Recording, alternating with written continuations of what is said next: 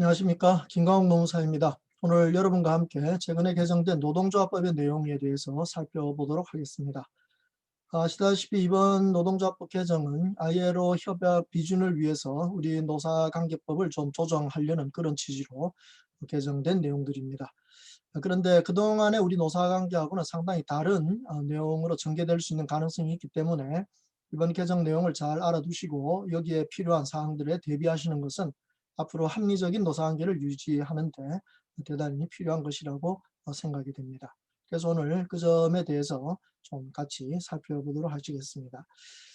국회에서 12월 9일 날 통과되었는데요. 거기 회의록을 보니까 이번 개정의 이유가 바로 ILO 4개 핵심 협약을 비준하고 있지 않는 이런 상황에서 우리나라의 국제적인 위상과 법제 수준에 맞추기 위해서라도 아주 필요한 과정이다, 이런 표현을 쓰고 있습니다. 그래서 그 개정의 목적은 노동기본권을 보호하고 자율과 상생의 노사관계를 형성하기 위한 것이다, 이렇게 밝히고 있습니다. 이번 이 개정 노동조합법에서는 특별히 한 6가지 정도가 상당히 중요한 개정인 것 같고요. 그 외에는 뭐 자구를 정리한다든가 또 벌칙 조항에 맞춘다든가 하는 그런 내용들인 것 같습니다. 오늘 같이 살펴볼 그 6가지 중요한 꼭지는 첫 번째, 노동조합법 제2조 4호 라목 단서가 삭제되었다는 점이죠. 이 노동조합법 2조는 보통 노동조합의 자주성 요건에 관한 규정이라고 하는데 거기 4호가 바로 근로자가 아닌 자가 노조에 가입했을 때 노동조합으로 보지 않는다는 겁니다. 그러나 거기 단서가 붙어 있어서 해고된 근로자에 대한 특별한 조항이 있었는데 바로 그 부분이 삭제된 것입니다. 그래서 이 삭제가 어떤 의미를 갖고 있는지, 앞으로 그것이 우리 기업별 노사관계에서 어떤 의미를 띠게 될는지 그런 점을 살펴보도록 하겠습니다. 두 번째 중요한 변화는 이렇게 기업별 노조에서의 변화가 있다 보니까, 즉 해고된 자라 하더라도 기업별 노조에 가입할 수 있는 이제 문이 열렸기 때문에 이런 기업별 노조에 필요한 그러한 특례 조항들이 몇 가지 있는 걸 볼 수 있습니다. 세 번째 중요한 개정은 노조 전임자라는 개념과 그리고 근로시간 면제자라는 개념이 법적으로 좀 조정된 것 같습니다. 그래서 이것이 아주 특이하게 개정이 되었기 때문에 과연 앞으로 어떤 식으로 우리 노사 현장에서 작동할 것인지 참 궁금하기도 하고 기대도 되기도 합니다만, 어쨌든 이 점을 노사가 잘 이해를 해야만 서로 간에 신뢰심을 손상하지 않고 합리적으로 진행할 수 있지 않을까 싶은 생각이 듭니다. 네 번째로 단체 교섭에 관련된 개정이 있었죠. 특히 복수노조에서 개별 교섭을 하게 될 때 어떤 원칙을 지켜야 하는지가 신설되었습니다. 다섯 번째로 단체협약 유효기간의 상한이 정해졌죠. 그것이 2년에서 3년으로 늘어났다라는 개정사항입니다. 여섯 번째로 쟁의행위와 관련된 또 한 가지 원칙이 규정되었습니다. 그래서 이런 6가지 내용을 중점적으로 좀 살펴보고 나머지는 그냥 자료를 참고하시도록 하시면 되겠습니다. 자, 제일 먼저 살펴볼 내용이 바로 이 노동조합법 제2조 4호 라목의 단서가 삭제되었다는 것입니다. 조금 전 말씀드렸지만 노동조합법 제2조는 노동조합의 자주성 요건을 확보하기 위한 조항입니다. 그래서 거기 4호 라목에 보면 근로자가 아닌 자가 노동조합에 가입할 경우, 그것은 노동조합으로 보지 않는다라고 해서 이 근로자가 아닌 자, 여기에 대한 중요한 그 논쟁이 있었다는 것이죠. 그래서 이 근로자가 노동조합에 가입한다, 이렇게 말하는 것은 이제 당연한 이치인데, 이 근로자라는 범위를 좁게 본 게 아니냐. 특히 그 단서에서 해고된 자는 노동조합에 가입할 수 없는 걸 원칙으로 하는 그런 뉘앙스를 띠는 이제 단서를 달아놨기 때문에 이거는 헌법 33조의 근로자의 단결권을 보장하는 그런 규정에 위반되는 그런 위헌적인 규정이다라는 논란이 그동안 끊임없이 제기되었던 것입니다. 그래서 이번에 이것을 이제 완전히 해결하기 위해서 ILO 협약에서는 근로자의 단결권을 마주 폭넓게 인정하는 것이 사실이니까 이번 이 개정에서는 아예 그 단서 조항 자체를 삭제해 버렸습니다. 그래서 해고된 자가 부당노동행위 구제 신청을 하는 경우 중앙노동위원회의 재심 결정이 나올 때까지는 근로자가 아닌 자로 해석해서는 아니 된다, 이렇게 좀 복잡한 이런 단서를 간단하게 삭제해 버렸는데, 쉽게 말하면 이 단서의 취지는 해고되면 노조 가입 못한다, 이 말이죠. 그러나 이제 부당노동이 구제 신청했을 경우에는 일정 기간 근로자로 인정해준다, 지금 노조 가입 자격을 인정해준다, 이런 취지였다는 겁니다. 근데 흥미있게도 이 단서 조항에 대한 그 적용 범위를 우리 대법원 판례는 그동안 일관되게 기업별 노조에만 해당한다 이렇게 했습니다. 그러니까 해고라는 상황이 발생하는 것은 결국 기업에서 일어나는 일이니까 그러한 대법원 판례의 해석은 정당하다고 볼 수 있습니다. 다시 말하면 기업별 노조에서 어떤 근로자가 해고를 당한다면 바로 조합원의 지위도 상실하는 것이 원칙이라는 거죠.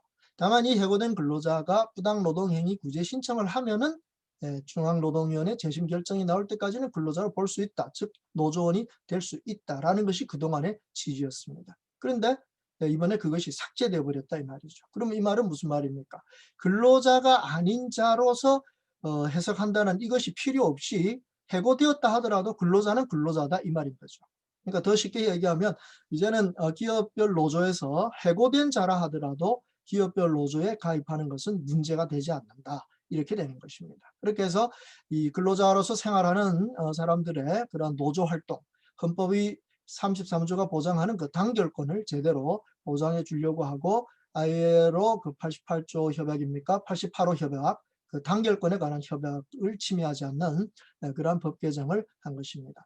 그래서 이제 앞으로는 근로자냐 아니냐 하는 이 부분에 있어서 이제 논란은 있겠습니다. 그러나 그동안 우리가 해고된 자는 근로자가 아니다라는 식으로 보았던 그렇게 좁게 보는 의미는 이제는 적용되지 않는다고 보시면 되겠습니다. 그러면 실제로 기업별 노조에 해고된 근로자가 가입할 수 있는 것은 자유로울까요? 무제한 가입할 수 있다는 뜻일까요? 네, 그렇지는 않습니다. 이것이 원칙으로 돌아간다면 결국 기업별 노조든 어떤 노조든 자신의 노조에 가입할 수 있는 범위를 정하는 것은 자율적으로 노조 규약에서 정하도록 되어 있겠죠. 그러니까 그 노조 규약에서 해고된 자, 실업자, 구직자 이런 현재 재직 중이 아닌 이런 근로자가 가입해도 된다라는 그런 범위를 정해 놓았다면 그 경우에 이제 현재 재직자가 아니라 할지라도 가입할 수 있겠다라는 이런 상황이 이제 전개되는 것입니다. 그래서 노동계에서는 아예 이걸 갖다가 뭐 최근에 그 근로자의 신분에서 다툼이 있는 특고 근로자라고 합니까? 이런 분들도 무조건 노조할 수 있도록 해야 된다 이렇게 했지만 단순히 근로자가 아닌 자라는 표현을 그대로 남겨둠으로 해서 앞으로 노조의 가입의 문제에 있어서 이 사람이 과연 근로자인가 아닌가 한 이런 점을 따지는 것은 그대로 남아있다고 볼 수 있습니다. 그래서 우리 대법원 판례에서는 이 노동조합법상의 근로자는 상당히 폭넓게 해석을 하고 있죠. 어떤 재직을 하고 있을 것을 요건으로 하지는 않지만 적어도 다른 사람의 어떤 지시를 받는 그런 취업을 하고 있으면서 임금을 목적으로 근로를 제공하고 있는 이런 경우를 이제 근로자로 보니까 아주 명백한 그 사업자, 순수한 어떤 자영업자들 이런 사람들이 노조를 한다는 것은 그것은 허용되기가 어려울 것입니다. 근로자가 아닌 자를 이렇게 해석을 할 때 뭐 정치인이라든가 종교인이라든가 학생이라든가 이런 사람이 근로자가 아니다는 건 너무 명백합니다. 그래서 만약 그런 사람들이 노조에 가입하는 경우 그 경우는 바로 노조의 자주성이 침해된다고 해서 노조에 그 설립 신고를 했을 경우 그걸 반려하는 사유가 되겠는데요. 이제 그런 것은 아주 명백하게 남아 있긴 하지만 이제 해고된 근로자라든가 실직자라든가 또 구직 중에 있는 이런 사람들도 근로자의 신분은 이제 인정되는 거이기 때문에 노조 규약이 받아준다면 그런 사람들도 노조에 가입할 수 있다. 특히 기업별 노조에도 가입할 수 있다는 점이 변화된 점이라는 것을 알아두시면 되겠습니다. 뭐 초기업별 노조, 그 산별 노조라 지역별 노조 같은 경우에는 직장에 꼭 재직하지 않더라도 가입할 수 있는 건 너무나 당연한 얘기겠죠. 그래서 이번 2조 그 4호 라목 단서를 삭제한 것은 주로 기업별 노조와 관련되었던 그런 문제입니다. 그래서 그동안 우리 기업별 노조가 해고된 근로자들이 노조에 가입하는 경우는 뭐 거의 없었기 때문에 뭐 특별히 그 부당노동행위 구제 신청한 경우 외에는 그런 경우가 없었기 때문에 뭐 좀 뭐라고 할까요? 안정적이라고 할까요? 그럼 조용하게 지나왔던데 이제는 갑자기 해고된 자들도 노조 규약에 의해서 이제 기업별 노조에 그대로 남아 있게 되는 거니까 사용자들로서는 상당히 좀 우려되는 그런 현실이 생길 수밖에 없습니다. 그래서 이제 이런 우려를 불식시키기 위해서라도 이번 노동조합법 개정에서는 바로 그런 근로자들, 재직 중이 아닌 근로자들을 어떻게 노조의 지위에서 인정해 줄 것인가 하는 부분에 대한 특례들이 정해져 있습니다. 먼저 여기 개정된 5조를 보시면요. 네, 2항에 사업 또는 사업장에 종사하는 근로자 이하 종사 근로자라 한다. 여기 종사 근로자라는 개념을 잘 기억하시기 바랍니다. 종사 근로자란 사업 또는 사업장에 종사하는 근로자, 즉 재직 중인 근로자를 말하는 것입니다. 그러면 그 종사 근로자가 아닌 노동조합의 조합은 뭡니까? 해고되어서 노동조합에 가입을 할 수 있었다. 노조 규약이 허용했기 때문에 가입할 수 있었다. 그러면 이분들은 종사 근로자가 아닌 노동조합원 이렇게 이제 표현을 하는 겁니다. 아직 이게 입에 익숙치가 않아 가지고 상당히 좀 발음하기도 어려운 상황인데요. 간단하게 비종사 근로자 이렇게 표현을 하도록 하십시다. 그러니까 종사 근로자는 현재 재직 중인 근로자, 그래서 회사에 노무를 제공하고 회사로부터 임금을 지급받는 그런 조합원들을 종사 근로자인 조합원이라고 하시면 되겠고, 회사에서 해고당했거나 또는 아직은 취업을 하지 못한 실직 중인 이런 근로자들이 노조 규약에 의해서 기업별 노조에 가입했다면 그 경우는 비종사 근로자, 종사하고 있지 않은 근로자로서의 비종사 근로자라는 표현을 쓰면 되겠습니다. 그래서 비종사 근로자는 당연히 노무 제공하지 않을 것이고 회사로부터 임금도 지급받지 않는 근로자들일 것입니다. 그런데 그 사람들, 즉 비종사 근로자인 노동조합원은 우선 그 5조 2항에서 이런 제안을 받습니다. 사용자의 효율적인 사업 운영에 지장을 주지 아니하는 범위에서 사업 또는 사업장 내에서 노동조합 활동을 할 수 있다. 이렇게 되어 있는 겁니다. 그래서 이게 첫 번째 이번 개정 노동조합법의 난제라고 할 수 있는데, 여기 사용자의 효율적인 사업 운영에 지장을 주지 아니하는 범위, 저는 이걸 둘러싸고 아마 노사 간에 치열하게 논쟁을 벌일 가능성이 높다고 볼 수 있는 것이죠. 그래서 사실 이 국회 회의록을 보시면 사용자의 효율적인 사업 운영에 지장을 주지 아니하는 범위, 여기에 대해서 일부 의원들이 이제 의문을 제기했습니다. 그러면 잘못하면 너무 제한하는 거 아니냐 이런 이제 의문을 제기했더니, 노동부 측의 설명은 이거는 일반적인 원칙의 하나니까 이런 것을 남겨두는 것이 바람직한 것 같다라고 해가지고 넘어가는 것을 볼 수가 있습니다. 그래서 제 생각으로는 앞으로 이 사용자의 효율적인 사업 운영에 지장을 주지 아니하는 범위, 이것이 무엇인가에 대한 노사 간의 논란이 있을 것이고, 결국은 서로 간에 합의하기도 어려울 겁니다. 설령 노동부가 어떤 기준을 이렇게 정해준다 하더라도 노사의 특성상 자기들이 불리하다 느끼면 잘 받아들이려고 하지 않겠죠. 그래서 앞으로 우리 판례들이 이제 어떻게 형성되는가 이런 점들을 이제 참고할 수밖에 없습니다.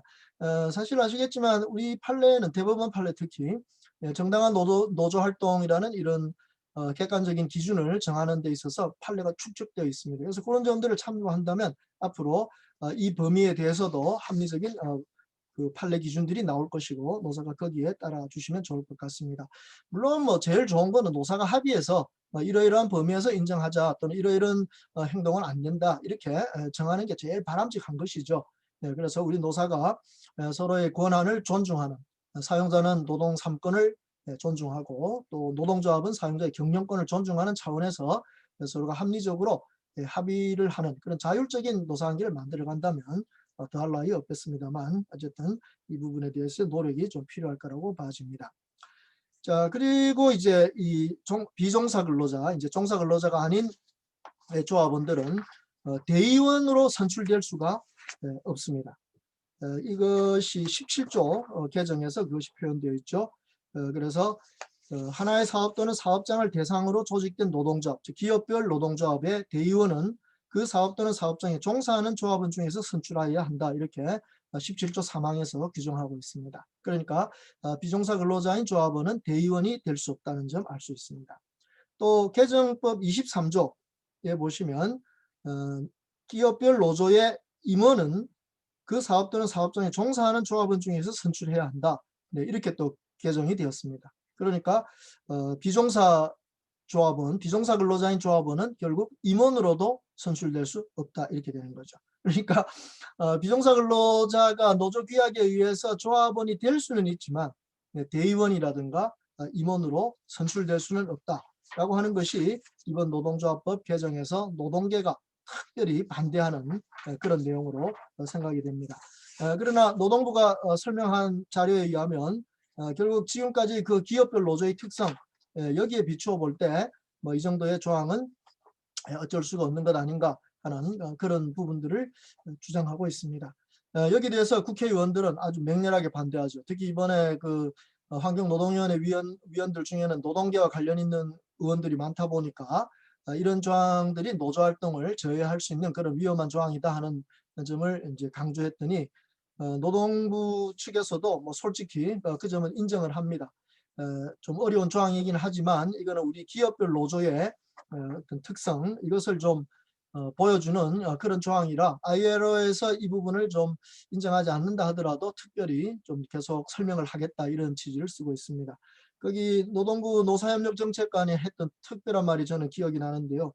뭐 이 부분에 대해서는 사실 올해 계속 유지할 수 있을지는 의문입니다. 이런 내용이 그 회의록에 나와 있는 걸 볼 수가 있습니다. 그러니까 노동부도 이게 긴가민가 하면서도 어쨌든 기업별 노조의 특성을 살려주기 위해서 좀 안정적인 그동안의 노사관계의 그 기업별 노조의 안정적인 모습을 좀 유지하려고 이런 조항을 넣었던 것 같습니다.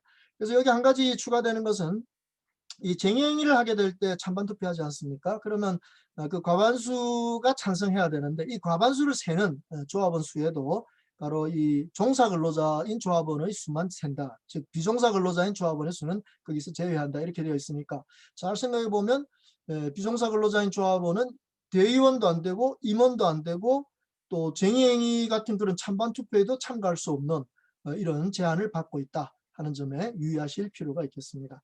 그래서 앞으로 이런 조항들의 개정이 실제 그 기업별 노조의 그 노사관계에서 어떤 영향을 미칠지 상당히 좀 예의주시해야 되는 부분이긴 하지만 뭐 제일 걱정되는 거는 뭐 처음부터 이 부분을 노조 측에서 반대해가지고 받아들일 수 없다 이렇게 나가면 노사관계가 상당히 혼란스러울 것입니다. 그러나 우선 좀 진행을 해보면서 혹시 문제점이 심하게 드러난다거나 또는 또 ILO 쪽에서 이런 조항들은 좀 잘못되었다 이렇게 제시가 온다면 그때 또 조정할 수도 있을 거라고 봐집니다. 뭐 제일 그 급한 상황은 노동계 측에서 바로 이런 조항들이 노동조합법에 전면적으로 위반된다. 예컨대 노동조합법 9조 평등한 그 대우를 해야 된다는 조항이라든가 또 22조 같은 조항에 보시면은 모든 일에 균등하게 참여할 수 있다라는 이런 조항에 바로 위반된다는 것을 이유로 해가지고 위헌이라는 쪽으로 주장을 하게 되면 상당히 그거는 강력한 주장이라고 봐집니다. 뭐 어쩌면 헌법재판소 갈 것도 없이 그냥 법원에서 이런 조항들은 그 위헌이다라는 그런 판단을 해서 무효로 판단할 가능성도 없지 않습니다. 그래서 이건 앞으로 상황을 좀 더 지켜보면서 해결해야 될 그런 부분인 것 같습니다. 자, 그 다음에 이제 세 번째로 중요한 개정 조항은 노조 전임자 문제와 근로시간 면제자와 관련된 그런 문제라는 것을 보실 수가 있습니다. 특히 저는 이번에 이 노조 전임자 문제를 이번 개정 노동조합법이 상당히 특이하게 다루었다라고 생각을 합니다. 무슨 말인가 하니 이 노조 전임자라는 개념 자체가 법률적으로 없어져 버렸습니다. 그렇다고 해서 뭐 노조 전임자를 인정하지 않겠다 뭐 이런 취지는 아니겠죠. 그렇지만 하여튼 이 노조 전임자라는 말을 이제는 우리 그 노동조합법에서 찾아볼 수가 없게 됐다는 거예요. 사실 생각해 보면 이 노조 전임자라는 개념이 우리 현장에서는 뭐 오랫동안 쓰여진 용어지만 이것이 법적인 개념으로 들어오게 된 것은 사실 1997년 노동조합법 전면 개정 때 처음으로 들어온 것이죠. 거기 중요한 내용이 이제 노조 전임자의 의미를 인정하고 거기에 대해서 급여를 지급하지 않는다는 원칙을 이제 선언했던 조항인데 이 조항이 사실 그동안 실천되지 못하고 한 13년 연기되다가 2010년에 와서 실제 현장에서 이제 적용되기 시작했다는 것입니다. 그래서 2010년 노동조합법에서는 명백하게 노조 전임자의 법적 개념이 인정되고 그 노조 전임자는 어떤 급여도 지급받을 수 없다. 사용자로부터 지급받을 수 없다라는 이런 조항이 이제 작동했고 거기다가 81조 부당노동행위 조항에서는 노조 전임자에게 임금을 지급하는 것은 명백하게 경비 원조로서의 부당노동행위라고 규정이 되어 있었다는 것이죠. 그런데 이번 개정에서는 이 노조 전임자에 대한 부분이 삭제되어 버렸습니다. 노조 전임자의 개념 자체는 언뜻 흔적은 남아 있습니다만 그 개념, 그 법률적 용어 자체를 쓰지를 않는 겁니다. 그리고 그 부당노동행위 조항에서도 노조 전임자에 대한 임금을 지급하는 것은 부당노동행위라고 했던 그 종전 규정이 현행 규정이 삭제되어 버린 것입니다. 그래서 앞으로 6개월 후에 이 개정 노동조합법이 이제 적용될 때 사실 이것이 어떤 의미인가? 그러면 노조 전임자는 이제 법률적으로는 삭제된 거지만 현장에서 쓰는 용어는 그대로 남아 있는 거니까 사실적인 의미에서의 노조 전임자는 인정할 수밖에 없는 상황이니까, 그러면 2010년 이전에 그런 상황, 또는 뭐 더 현실적으로 말하면 1997년 이전에 그 노조 전임자에 관련된 현장의 상황들, 뭐 이런 것들이 작동한다는 말인가, 이런 뜻이죠. 뭐 금방 눈치채셨겠지만 2010년 이전의 노조 전임자에 대한 현장의 상황은 어떤 것입니까? 바로 노조 전임자에 대해서 사용자가 임금을 지급하는, 그런 상황이 그럼 되살아날 수 있는가 하는 이런 문제입니다. 지난 10년간의 이제 그 노사관계를 보면 전임자한테는 임금 안 준다, 이게 이제 상당한 그 상식적인 수준에 왔기는 합니다. 뭐 제대로 실천되는지는 모르겠습니다만 어쨌든 그거는 법적 상식이었는데 갑자기 그 부분들이 싹 없어져 버렸다 이거죠. 그러니까 이것이 그냥 옛날로 돌아가는 건지 하는 데 대해서 좀 헷갈리는 부분들이 있습니다. 그래서 이게 앞으로 우리 노사 현장에 상당히 그 혼란을 가져올 수 있는 그런 가능성이 충분히 있는 부분이라고 생각이 되는 겁니다. 그래서 이걸 노사가 잘 이해하시고 여기에 맞게끔 노사가 좀 정해가고 룰을 정하는 것이 중요하지 않겠는가 하는 것을 볼 수가 있습니다. 그래서 노조 전임자라는 개념 자체는 이제 법적으로 없어졌지만 대신에 이 근로시간 면제자라는 이 부분이 상당히 강조된 것을 볼 수가 있습니다. 예를 들면 그 24조의 그 제목 자체가 전에는 노동조합의 전임자 이렇게 제목이 되어 있었는데 제목이 아예 바뀌어버렸죠. 그래서 이제는 근로시간 면제 등 이렇게 바뀌게 되었습니다.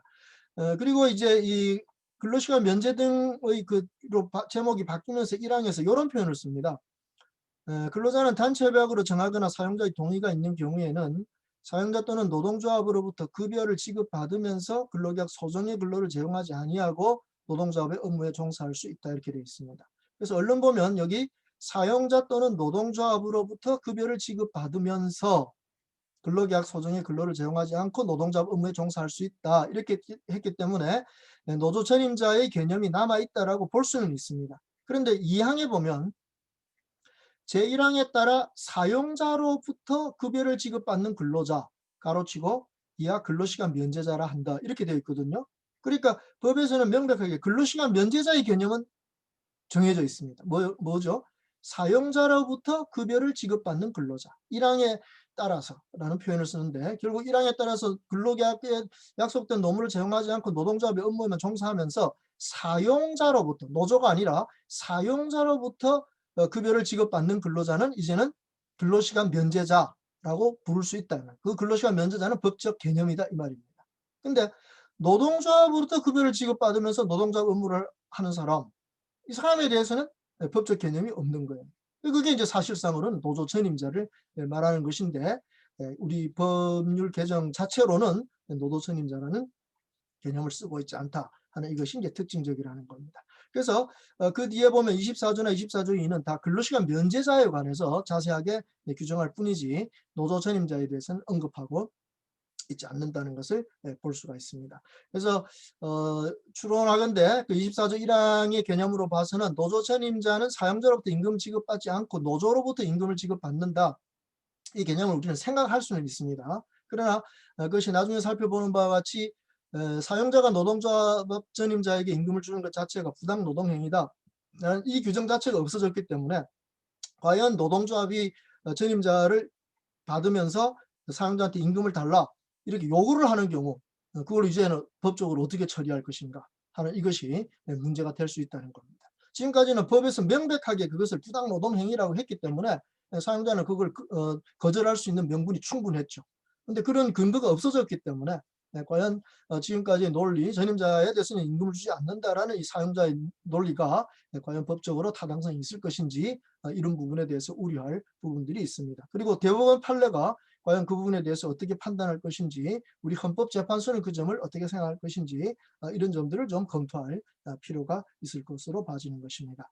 그래서 근로시간 면제자와 관련된 그런 내용들은 이제 조항들을 보시면 어떻게 정해지는지, 또 근로시간 면제 심의위원회라는 이것이 노동부에 있었던 것을 경제사회노동위원회 경사노위에다가 이제 옮기면서 어떤 식으로 역할을 부여할 것인지가 규정되어 있는 것을 보실 수 있습니다. 그래서 이런 부분들은 뭐 법적 규정을 쭉 살펴보시면 될 것 같고요. 이제 실제로 이제 중요한 것이 바로 조금 전에 언급했던 바와 같이 이 노조 전임자와 관련된 그 임금 지급 문제, 이것이 과연 어떻게 될 것인가 하는 것이 중요한 점이라고 볼 수 있습니다. 우선 이 부당노동행위 부분을 좀 살펴볼 필요가 있는데, 조금 전에 말씀드렸지만 이 81조 개정 부분에서는 부당노동행위로서 전임자에게 임금 지급을 하는 행위가 삭제되어 버렸습니다. 없어져 버렸습니다. 그러니까 이것이 이제 어떻게 보면 법적으로 이 물리적인 해석을 하게 되면 좀 애매해졌다고 볼 수 있는 거죠. 노조 전임자에게 임금 주는 것 자체가 부당노동행위에서 삭제되었기 때문에 그걸 과연 부당노동행위라고 주장할 수 있겠는가 하는 문제는 남아 있습니다. 그럼 결국 경비 원조라는 문제로서의 부당노동행위를 이제 이야기하게 되겠는데, 결국 이 부당노동행위의 법적 특징이 무엇입니까? 이것은 노동조합의 자주성을 해치는 것이죠. 그러니까 앞으로의 쟁점은 만약에 노조 전임자에게 임금을 지급하게 되는 사용자의 행위가 노조의 자주성을 해치는가 안 해치는가, 이것과 관련해서 결국 쟁점이 되지 않겠는가, 이렇게 판단해 볼 수 있다는 겁니다. 그런데 흥미있는 것은 우리 그 헌법재판소가 2019년인가요? 2018년입니다. 그때 이 경비 원조에 관련해서 이 노동조합법의 규정이 위헌이라고 판정을 내린 적이 있습니다. 그러니까 경비 원조를 절대적으로 금지시키는 것은 이것은 노사가 자율적으로 해결해야 될 문제인데, 그거는 과잉침해의 원칙을 어긴 것으로서 위헌이다. 그래서 2019년 말까지는 그걸 개정해라, 이런 위헌 판정을 내린 적이 있었던 것입니다. 그러면서 그 헌법재판소는 그동안 대법원 판례의 변화를 갖다가 설명했던 것을 볼 수가 있는 것이죠. 대법원 판례는 91년도 판례에 보시면 노조 전임자한테 임금을 지급하는 것은 노조의 투쟁에 의한 것이기 때문에 자주성을 해칠 염려가 없다. 그러니까 이것은 노조의 자주성을 해치지 않는다는 의미에서 부당노동행위라고 볼 수 없다, 이렇게 판결을 내린 적이 있습니다. 그러나 1997년 법 개정, 그리고 2010년부터 그것이 실제로 시행되는 이런 상황이 되니까 명백하게 노조 전임자한테는 임금을 지급할 수 없다라는 이런 규정이 있기 때문에 대법원 판례가 바뀐 것이죠. 그래서 그때부터는 경비 원조라든가 또 노조 전임자한테 임금을 지급하는 것은 그것은 무조건 부당노동행위가 된다, 이렇게 대법원은 판결을 해왔던 것입니다. 그런데 이번 법 개정에서 노조 전임자에게 임금을 지급하는 것이 금지된다는 규정 자체가 없어졌고, 그것이 부당노동행위라는 부분도 삭제되어 버렸다는 거죠. 그러면 대법원 판례가 과연 어떻게 될까요? 사실 우리 대법원 판례는 그동안 이 기업별 노조에서의 노조 전임자에 대해서는 흥미있게도 이것은 노조 업무라기보다는 바로 회사의 업무를 처리하는 것이다.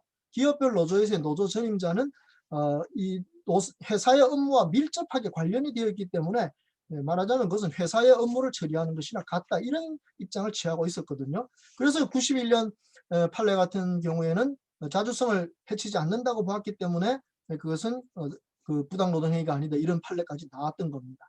그런데 이제 법이 금지했기 때문에 어쩔 수 없이 그것은 안 된다, 부당노동행위다, 이렇게 판결을 내렸던 건데, 이번에 다시 개정이 되면서 그런 금지 조항들이 없어졌다, 이 말이죠.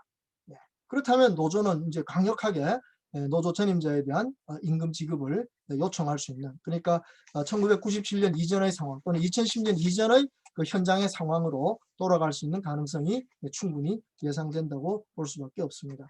그리고 대법원도 결국 자기들이 그 91년도에 내려놨던 판례로 돌아가는데 별로 어려움을 느끼지 않지 않겠는가 생각하는 겁니다. 기업별 노조에서의 전임자 업무가 회사 업무와 밀접한 관련이 있거나 또는 회사 업무 자체라고 이렇게 인정을 하는 상황이라면 그에 대해서 임금을 지급하는 건 어떻게 보면 오히려 당연하다고 볼 수 있는 것이고, 그것이 노조의 요구에 의해서 또 투쟁에 의해서 쟁취한 것이라면 그것은 부당노동행위가 아니다라고 하는 그 처음에 그 대법원 판례의 논리로 돌아갈 수 있는 가능성은 충분히 남아있다고 볼 수가 있는 것이죠. 그래서 이번 이 전임자에 대한 개정과 이 근로시간 면제자에 대한 개정이 좀 특이하게 보여지고, 뭐 근로시간 면제자는 뭐 법대로 하면 되겠지만 노조 전임자는 법에서 규정이 없는 상황에서 노사가 자율적으로 해결해야 되는 이런 상황이 되어서 상당히 좀 어려움이 있는 그런 부분이 아니겠는가 싶습니다.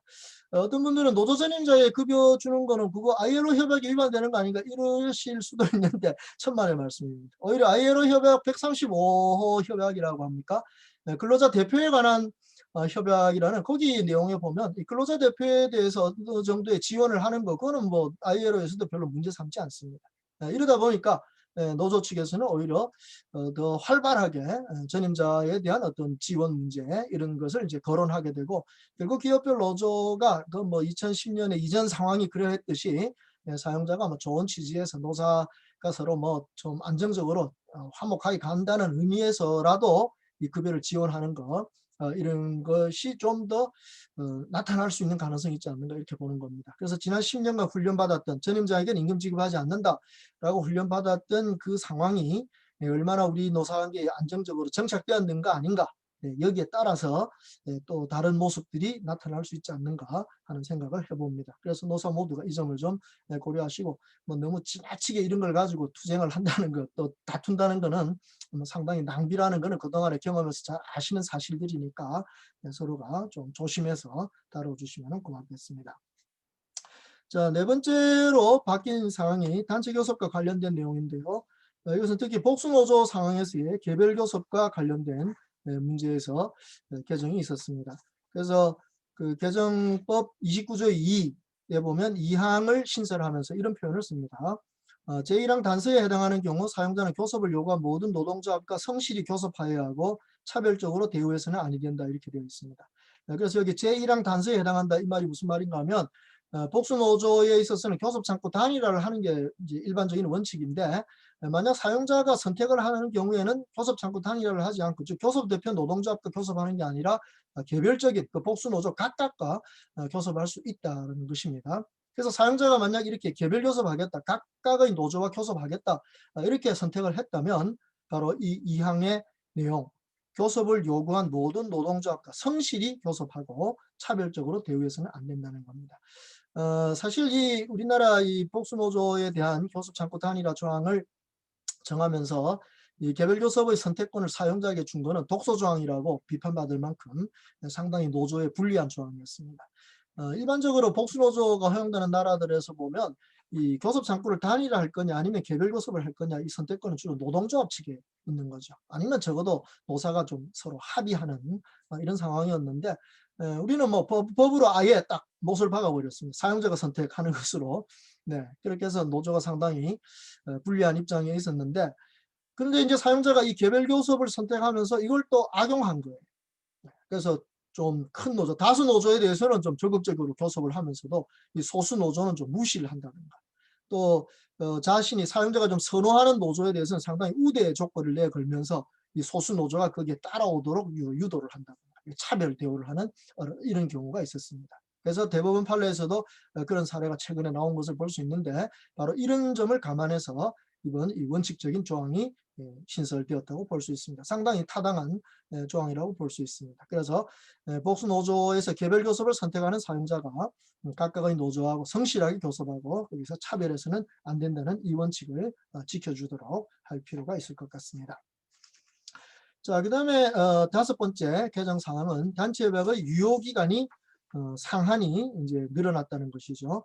종전에는 2년을 이제 상한으로 하고 있었는데, 여기에서 이제 3년으로 연장을 늘렸습니다.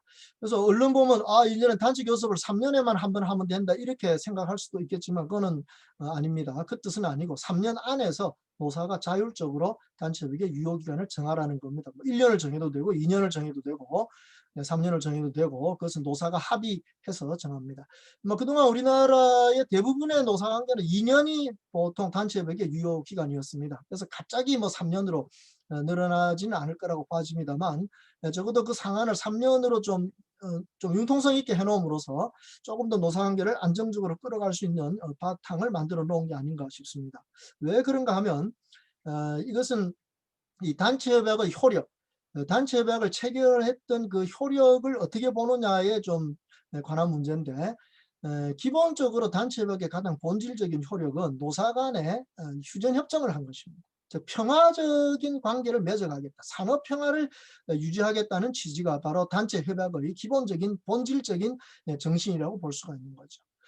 일반적으로 노사관계를 무장휴전 관계라고 이렇게 표현합니다. 뭐 어떻게 무장되어 있습니까? 노동자들은 노동 3권으로, 특히 거기 정의권, 단체 행동권 같은 건 아주 강력한 무기죠. 근데 여기에 사용자도 무장되어 있다는 겁니다. 사용자도 경영권으로, 특히 인사권이나 징계권 같은 이런 권한으로 무장되어 있는 겁니다. 그래서 만약 노사가 서로 자기의 권한을 무기로 삼아서 막 마구 휘두른다면 아주 그 노사 관계가 어지럽고 서로 피곤하니까 여기서 노사가 서로 휴전하기로 한 거죠. 그 휴전 협정서가 바로 단체 협약입니다. 그러니까 단체 협약을 체결했을 때 노사의 약속은 뭐냐? 그 협약의 유효기간 동안 평화롭게 지내자. 예, 이 뜻인 거거든요. 그러니까 단체 협약 유효기간이 길면 길수록 그 평화를 유지하는 기간이 길어지니까 노사관계는 안정될 수 있다는 것입니다. 그리고 여기에서 이 단체 협약의 효력 중에 우리 대법원 판례가 인정하고 있는 그 평화 의무라고 하는 내용을 생각해 볼 수 있습니다. 이 평화 의무라는 것은 우리 대법원 판례를 나중에 자료에서 보시게 되면 단체 협약의 유효기간 내에서는 쟁의 행위를 하지 않는 근로조건의 개폐 변경을 위해서 쟁의 행위를 하지 않을 의무가 있다라고 하는 것을 대법원 판례에서는 그것을 평화 의무라고 부르는 겁니다. 그러니까 단체협의 유효기간 내에서 보충교섭을 할 수는 있습니다. 그러나 그 보충교섭 요구사항이 들어지지 않는다고 해서 그걸 쟁의행위로 가져갈 수는 없다. 왜냐하면 단체협의 유효기간 중에는 평화 의무가 지켜져야 하기 때문이다라는 것이 대법원 판례의 취지인데 이 단체협의 유효기간 내에 평화적 효력을 제대로 지키겠다. 평화 의무를 제대로 지키겠다는 노사 문화가 정착되는 상황이라면 사실 협약 유효기간이 2년보다는 3년으로 늘어나게 되면 그것이 훨씬 더 평화롭게 산업 평화가 유지될 수 있지 않겠는가 이렇게 볼 수가 있다는 거죠. 그래서 미국의 노사관계에 보면은 특히 이 단체 협약의 그 유효기간이 뭐 3년이 보통이고 뭐 5년, 7년 이렇게 가는 경우도 있습니다. 그러니까 교섭을 뭐 5년에 한 번 이렇게 하는 경우도 종종 있다는 거죠. 근데 그 사이에 임금은 그대로 인상이 되는 겁니다. 왜 그럴까요? 그 기술적인 문제죠. 그러니까 임금 인상 자체를 물가 인상과 같은 생계비 인상과 같은 이런 데다 연동을 시켜 놓으면 굳이 교섭을 안 하더라도 임금 인상은 자동으로 되니까 노사가 피곤하게 자주 단체 교섭하면서 서로 신경을 곤두설 필요는 없겠다 하는 이런 것이 이제 노사관계를 오랫동안 경험해 오면서 생긴 지혜라고 볼 수가 있는 거죠. 그래서 이것을 미국에서는 이제 콜라 조항, COLA, 콜라 조항이라고 이렇게 표현하기도 합니다. 콜라라는 COLA의 약자가 뭐냐면 Cost of Living Adjustment라는 조항입니다. 이 Cost of Living 이러면 뭐예요? 생계비라는 말 아닙니까? 생계비를 Adjustment 조항, 조정하는 조항이라 이 말입니다. 그래서 그 생계비가 오르거나 물가가 오르면 거기에 자동적으로 임금이 인상되도록 그렇게 연동을 시켜놓으면 슬라이딩 스케일을 해놓으면 사실 굳이 교섭하지 않더라도 임금은 인상되니까 교섭을 그렇게 자주 안 해도 된다라는 그런 지혜로운 방식이라고 볼 수 있습니다. 현재 우리 한국에서는 그 SK이노베이션이라는 대기업이 그 비슷한 그런 협약을 체결해가지고 물가 인상률에다가 임금 인상을 연동하고 근로자들의 임금 인상률에 대한 불만은 연말에 성과급으로 해결할 수 있는 그런 제도를 만들어 놓음으로 해서 상당히 그 기대 이상의 효과를 지금 거두고 있다는 그런 언론의 보도를 볼 수가 있습니다. 그래서 이런 지혜로운 기술을 동원하기만 하면 단체의 유효기간이 좀 길어진다고 해가지고 노사 단계가 헝클어진다거나 노조가 불리하다거나 이렇게 결론 내리기는 어렵다고 보는 겁니다. 근데 아직까지 이제 우리나라 노조가 단체 교섭하는 것 자체를 굉장히 중요한 그 노사관계 수단으로 생각하고 있기 때문에 자주 교섭을 하면 좋겠다 이런 생각이 좀 많은 건 사실이죠. 그래서 협약의 유효기간의 상한이 3년 늘어났다고 해서 바로 3년은 되지 않겠지만 이 늘어나는 그 의미를 좀 잘 생각하시고 산업 평화를 위해서는 바로 그런 단체 협약의 평화적 효력을 서로 지켜가는 것이 중요하겠다. 이런 점을 감안하셔서 단체 협약의 유효기간을 앞으로 자율적으로 정하도록 하시면 될 것 같습니다. 자, 마지막으로 6번째 그 쟁의행위와 관련된 개정사항이 하나 있었습니다. 그래서 그 37조 2항에 3항이네요. 37조 3항에 신설된 것인데요. 노동조합은 사용자의 점유를 배제하여 조업을 방해하는 형태로 쟁의행위를 해서는 안 된다. 이런 개정이 있었습니다. 그래서 점유를 배제한다. 그러니까 노조가 직장을 점거해서 쟁의행위를 하는 것을 금지한다. 뭐 이런 취지이긴 한데 그동안에 우리 대법원 판례는 노조의 직장 점거에 대해서는 병존적 점거, 부분적인 점거는 정당하다고 판결을 내리고 있습니다. 그래서 그 대법원 판례가 살아있는 한 이번 개정의 내용도 이것은 원칙적인 내용으로 보면 되겠습니다. 그러니까 점유를 배제한다 이 말은 이제 완전히 사용자가 들어오지 못하도록 우리 대법원 판례에 의하면 전면적 배타적 점거 이것은 안 된다는 것이니까 결국 이거는 뭐 대법원 판례하고 일치하는 그런 내용의 원칙 조항이라고 볼 수 있습니다. 그래서 노동조합 측에서는 이 조항을 뭐 싫어하고 이런 조항을 왜 넣느냐 이렇게 반대를 하는 건 당연하겠지만 사실 국회의 논의에서 보면 이거는 ILO에서도 인정하는 그런 원칙 조항이기 때문에 직장 점거에 대해서는 좀 조심할 필요가 있다는 점을 상기시켜주는 그런 원칙이라고 보시면 되겠습니다. 사실 그동안 이 노동조합이 직장 점거를 하는 것은 우리나라만의 독특한 그런 쟁의행위의 양태였습니다. 보통 쟁의행위라 이러면 파업 아닙니까? 그럼 파업은 노무제용을 집단적으로 거부하는 거니까 사실은 회사에 출근하지 않는 게 파업의 전형적인 모습이라고 볼 수 있는 거죠. 그런데 쟁의행위 파업에 돌입한다고 찬반 투표까지 했음에도 불구하고 직장에 출근을 하지 않는 게 아니고 오히려 직장에 다 들어와 가지고 점거를 하는 형태로 그렇게 쟁의행위를 하는 게 우리나라의 모습이었으니까 좀 뭔가 일반적인 모습하고는 좀 다른 우리나라의 특이한 모습이었다고 볼 수밖에 없는 것 같습니다. 그런데 보통 직장 점거를 우리 노조가 적법하게 할 때 그때 사용자가 어떤 수단으로 대응합니까? 직장 폐쇄라는 걸 하게 되는 거죠. 왜 그럴까요? 우리 대법원판에 의하면 노동조합의 적법한 직장 점거가 있다 하더라도 사용자가 거기에 대해서 직장 폐쇄를 하게 되면 이제 물권적 지배권이 부활하기 때문에 이 점거하고 있는 노동조합에 대해서 퇴거해달라고 요구할 수 있다는 겁니다. 만약에 사용자가 그렇게 퇴거해달라는 요구를 했는데도 불구하고 노동조합 측에서 그것을 응하지 않을 경우 이 경우는 퇴거불응죄라는 형법적인 문제가 발생하게 되는 겁니다. 그래서 결국 사용자 측에서는 공권력을 동원한다든가 아주 그 비참하게도 이좀 뭡니까 용역들 동원해 가지고 그 점거한 근로자들을 이렇게 직장에서 몰아내는 그런 비참한 일들이 있었던 걸 우리가 볼 수가 있습니다. 그래서 그런 비극적인 사례를 우리가 좀 이제는 다시는 보지 않아야 하니까 그러기 위해서라도 노조가 점거하는 방식에 있어서는 전면적인 배제 이런 것은 안 되겠다. 그래서 점거를 하더라도 적법하게 하고 만약에 거기에 대응되는 적법한 사용자의 대응 행위가 있다면 거기에 따라서 법적인 방법으로 처리해야 되겠다 하는 이런 것을 좀 상기시켜주는 조항으로 저는 이해할 수 있다고 봅니다. 그래서 굳이 뭐 이것은 반대할 문제가 아니라 앞으로 노사가 서로 합리적인 룰을 지켜가는 방향으로 이해하고 적용해 간다면 크게 어려움은 없을 거라고 봐집니다. 잘 기억하시겠습니다만 이 노동조합법의 목적을 잘 살펴볼 때 노동조합법은 결코 대립투쟁의 법이 아닙니다. 노동조합법의 목적을 잘 보시면 산업평화를 유지 형성하는 것이 그 목적의 하나라고 분명하게 명시하고 있습니다. 따라서 저는 노동조합법은 대립투쟁의 법이 아니라 상생과 협조의 법, 협력의 법이라고 저는 생각합니다. 노사가 노동조합법을 대립투쟁의 법으로 이해하고 적용하기 때문에 대립투쟁의 현상이 벌어지는 거죠.